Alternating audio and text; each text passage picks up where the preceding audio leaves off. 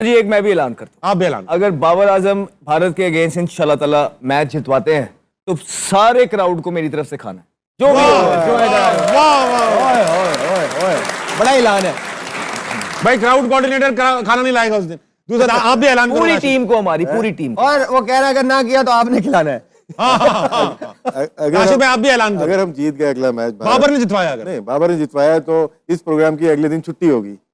अबे नहीं, उस दिन तो करेंगे, रेटिंग आएगी। आमिर भाई आप भी ऐलान करो। सब ऐलान करेंगे बाबर के जिताने पे।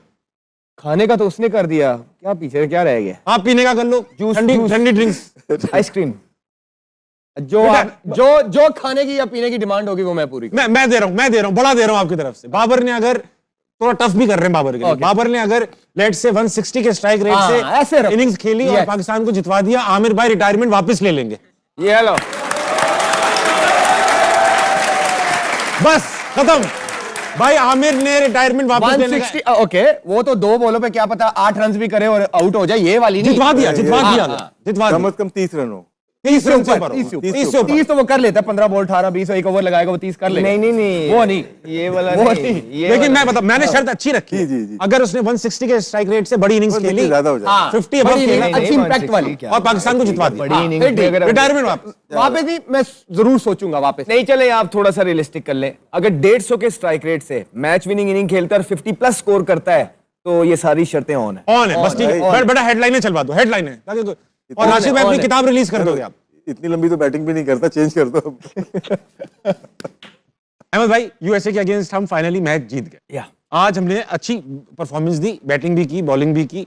किस तरह देखते हैं? आपको लगता है कि आज प्रेशर मैच था? हमारे लिए था, क्योंकि लास्ट टाइम का एक दाग था, यूएसए के साथ मैच था, ट्रिकी टीम है, अमेरिका को भी फंसा और इंडिया को भी फंसा चुकी है। तो प्रेशर के बावजूद बाबर ने आज बड़ी डिसेंट इनिंग्स खेली। Do you think he is back in form? जी अच्छा खेले, अच्छा रिकवर किया। अगर आप ओवरऑल देखेंगे, जिस तरह पाकिस्तान टीम को स्टार्ट मिला था, साहिबजादा फरहान ने जो स्टार्ट दिया था, तो वो मोमेंटम कहीं ना कहीं शिफ्ट हुआ है। और पाकिस्तान को इसी चीज का क्रिटिसिज्म होता है कि अगर आप दुनिया की टीम्स देखेंगे तो वो मोमेंटम लूज होने नहीं देती। न्यूजीलैंड की मिसाल आपके सामने है, ऑस्ट्रेलिया, साउथ अफ्रीका, जितनी बड़ी टीम, इवन भारत, तो उनका मोमेंटम नहीं टूटता है। जिसकी वजह से आप देखते हैं जो 270 स्कोर आप देखते हैं, कभी भारत कर देता है, कभी आप देखते हैं 250 हो जाता है। वो कैसे होता है? जब वो किसी टीम को फंसा लेते हैं तो उसके बाद उसको वापस नहीं आने देते, क्योंकि वो T20 में टाइम बहुत छोटा है। यहाँ पे ये हुआ है कि जब पावर प्ले हमारा साहिबजादा फरहान की तरफ से अच्छा गया, उसके बाद जब बाबर आए, पहले 17 बॉल वो फ्लुएंट बिल्कुल भी नहीं लगे। वहां पे हुआ ये कि फरहान भी थोड़ा सा स्लो खेलने लग गया, क्योंकि एक पेस के साथ फरहान भी नहीं जा सकता, और बाबर भी वहां पे पहले 17 बॉल पे जो था वो इतने बॉल टू बॉल खेले थे, इनफैक्ट बॉल ज्यादा थे और स्कोर कम था, 18-15 थे, 18 तो लेकिन उसके बाद जो हरमीत का उन्होंने ओवर लिया है, वहां पे उन्होंने उस ओवर को बहुत जबरदस्त खेला है। उस ओवर को उन्होंने वो जो शॉट मारा छिका, वो बॉल इतना पीछे नहीं था, लेकिन थोड़ा सा उन्होंने फीट थे, एक्सपीरियंस है, रिस्क लिया है उस शॉट पे और वो पे ऑफ हुआ है। उसके बाद हुआ ये 2-3 बॉल उनको मिले तो उनका टच वापस आने लगा। He must be really gutted because he could have easily scored 70 plus inning today, क्योंकि स्टेज सेट थी, वो सेट थे। उनकी बॉलिंग अगर आप लाइनअप देखेंगे तो फ्लैट पिच था, इतनी कोई डेप्थ मौजूद नहीं है। So he must be really gutted कि जो टाइम अब बाबर का कैश करने आया था, वहां पे आराम से वो 70-80 की इनिंग खेलते तो उनका अपना कॉन्फिडेंस भी बहुत ज्यादा बढ़ जाता। तो ये एक चीज है जो उनको देखनी है। एक तो थोड़ा सा लंबा चल रहा है, और जो पहला स्टार्ट है, क्योंकि बड़ी टीम्स के खिलाफ जब आप खेलेंगे और इस तरह के 4 ओवर्स क्वाइट चले जाएंगे दोनों तरफ से, फिर वो आपको मैच के अंदर आने नहीं देंगी। एक मैच पे एक टाइम पे आराम से लग रहा था कि आप 215 प्लस कर रहे हैं, और पीएसएल के अंदर आपने देखा है कि पाकिस्तान के प्लेयर्स करते हैं। और मैं I am taking nothing away from USA, PSL में इससे ज्यादा अच्छी बॉलिंग खेल रही होती है और आप देखते हैं 220 225 स्कोर हो रहे हैं, लेकिन यहाँ पे ऐसा क्यों नहीं किया? क्योंकि आपको माइंड यू ये वर्ल्ड कप है और एंड में आपको रन रेट की जरूरत पड़ सकती है। अगर शादाब जो इनिंग आज खेले हैं वो ना खेलते तो फिर क्या होता? क्योंकि नवाज तो स्ट्रगल करके गए, नवाज ने 10 बॉलों पे 5 स्कोर किया है। ऊपर से अगर आप साइम अयूब को देखेंगे तो ये भी एक कंसर्न चल रहा है, बिकॉज साइम अयूब की कोई फॉर्म एज सच लगी नहीं हुई है। He is finding new ways every day to get out. पहले ओवर के अंदर नो लुक मारा, अंपायर्स को लाई, उनकी फेवर में चली गई, 2 चौके एज पे लगे, पीछे गए, फिर एक खड़ी की, कैच थोड़ा सा आगे गिर गया, फिर फाइनली जो चौके वाला बॉल था शॉर्ट एंड वाइड, उसको उन्होंने स्लैश किया, इतनी जोर से किया कि वो थर्ड मैन पे कैच हो गए।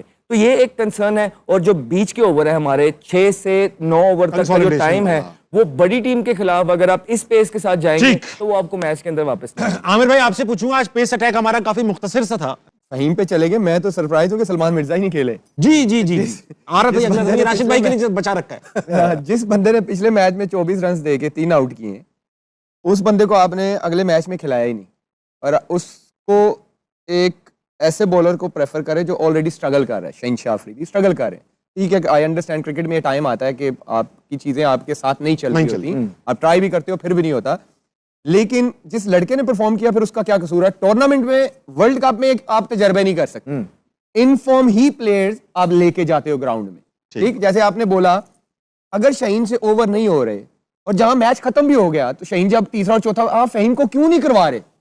एटलीस्ट वहां पे तो उसको कराओ ना, कि जब बड़े मैचों में जरूरत पड़ जाए तो आपको पता टर्न नहीं हो रहा, शायद क्रॉस द सीम बॉलिंग हो रही है, काम चल रहा है, तो फहीम को ऐसी सिचुएशन में तो दे दो ना। चलो ठीक है, आई अंडरस्टैंड कि पावर प्ले में नहीं दे रहे, मैच फंसा हुआ है, मिडिल में आपके पास 3 स्पिनर्स हैं, ओके आई अंडरस्टैंड, आपके मेन बॉलर कर रहे हैं, लेकिन जब 4 ओवरों में 70 चाहिए तब तो फहीम को करवा दो, तो उसको कॉन्फिडेंस तो आए। तो ये जरा कंसर्निंग है चीज। अच्छा हाँ, सवाल यही था आज जो टच किया आमिर ने, कि शाहीन खेले और सलमान नहीं खेले। इन्होंने मेनली जो आज किया ना, उस्मान तारिक को जो खिलाया ना, वो मेन चीज थी, क्योंकि अगला मैच आने वाला है, स्ट्रेंथ आपकी स्पिनिंग है, और उसको और मजबूत किया। और हमारी वीकनेस जो नजर आई, जैसे दोनों ने कहा कि हमारी पेस वीक लग रही है। सलमान मिर्जा शायद यंग है या क्या वजह है उनको नहीं खिलाया। शाहीन पिछले प्रोग्राम में भी यही बोला था कि पिछला अगर बिग बैश देखते हैं, वहाँ से अनफिट हो गए, वहाँ पे भी आउट नहीं किया, उसके बाद ये 2 मैचेस यहाँ पे भी आउट नहीं किया। तो अब बड़ा मैच आने वाला है, और यहाँ पे आप क्या करेंगे? दोबारा इनको लेके आएंगे, वहीं बॉलिंग नहीं कर रहे, और शाहीन वो नसीम शाह खेल नहीं रहे। शायद यहाँ पे आपको आज के मैच में या अगले मैच में तो जाना पड़ेगा आपको सलमान के साथ या नसीम के साथ जाना पड़ेगा। और हमने बहुत ज़्यादा स्पिन कर दिया, अब हम प्रेम बदाथा में जाएंगे, शायद वहाँ पे पिच वाली ना हो। शायद राशिद भाई से मेरा यही क्वेश्चन है, अब इंडिया के खिलाफ क्या आपकी डेथ बॉलिंग स्पिनर्स करेंगे? यही तो मसला आ गया ना। अब आखिरी 4 ओवर वो खेल रहा है, सूर्य फॉर एग्जांपल, सूर्या कुमार यादव खेल रहा है, पांड्या खेल रहा है, वो वर्मा वर्मा खेल रहा है, तो वहां डेथ बॉलिंग फिर कौन करेगा? दुबे बॉल कोई भी कराएगा, डेथ होगी।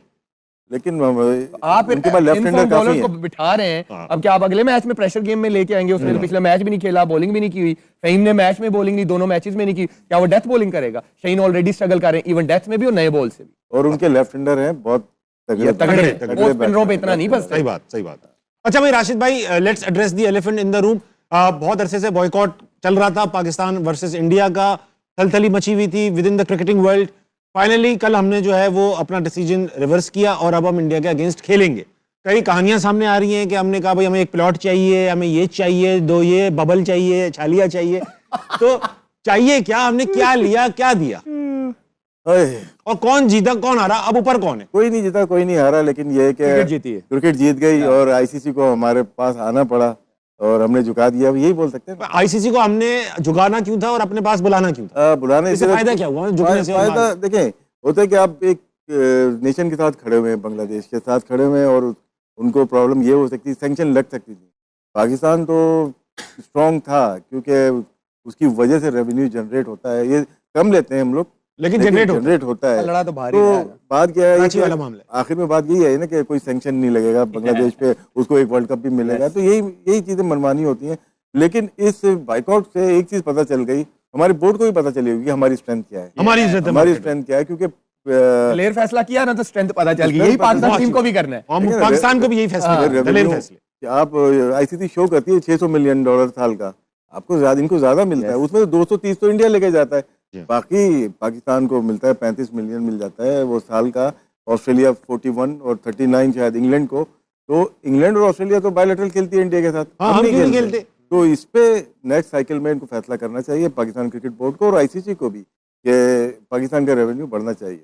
ठीक है भाई, ये सब चीजें तो अच्छी हैं, भरमबाजियां वगैरह इंडिया से अड़ी ले लेना सब अच्छी बात है, मगर बेसिक काम क्रिकेट खेलना है, वो अच्छा खेलेंगे तब हमें सुकून मिलेगा। ये क्या हुआ, बॉयकॉट खत्म भी कर दिया और वहां जाके जो है रुल गए। तो अभी मैच में 3 मैच जो है पीछे हम भारत के साथ हारे हैं, वो जख्म हमारे और पाकिस्तानियों के अभी जो है ना उसी तरह भरे नहीं है।